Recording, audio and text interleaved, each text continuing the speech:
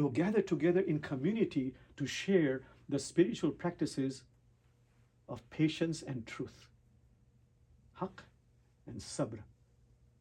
It really is saying, please, for your sake, get together in spiritual groups. You need that. Prophet Muhammad was asked, how important is a community? He said, the most important community is your spiritual circle.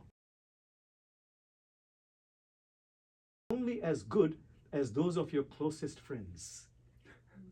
Your spiritual practices are only as good as those of your closest friends. So choose your spiritual friends very wisely. And there are lots of gateways. It's common in all traditions. Is there love? Is there trust? And number 3, is there love of truth, whatever that means. Whether it's Hinduism, Buddhism, Islam, Judaism, is there love between me and that person? Is there trust? So I can be vulnerable. I won't be judged. And we're engaged in not just talking about the truth, but practices about the truth and patience and living the truth. Living the truth.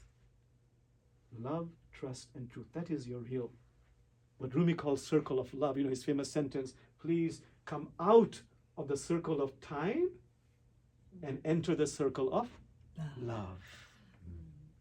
Love is the Rumi, love is the cause and essence of everything. Every tradition says, Brother Jamal, it's all about love. Your whole life journey is about love. It's about being loved, not being loved, and yearning to be loved. Hafiz says, Brother Jamal, you meet Brother Wakil, anybody you meet, you're saying inside of you, please love me, please love me, please. We all want to be loved. That's why Rumi say again, Rumi, love is in every religion, but love has no religion.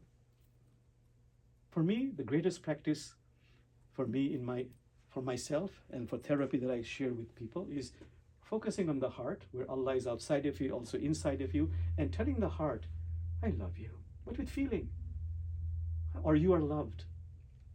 For me, I've had clients who have been suffering from drug addiction, sexual abuse, incest, and the practice that has worked the best is somehow if I can introduce them to talking to their heart and telling the heart, I love you, I really love you, or you are loved, again and again and again. I've seen miraculous transformation.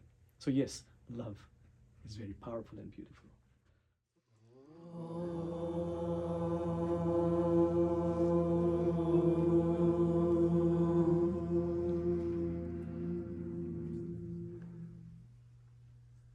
My dear friends, the Sufis say we're all teachers and students alike at different times.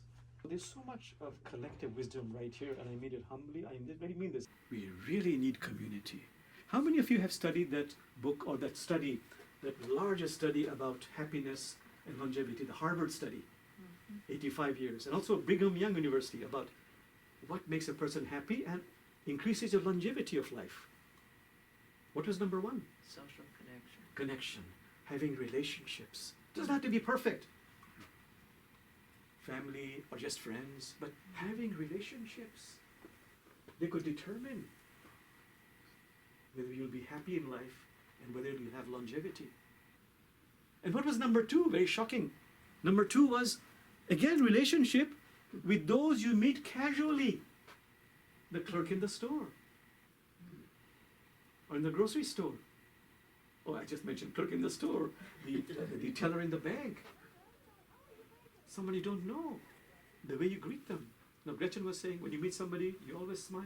The famous Sufi sentence is, the time is now, the place is here.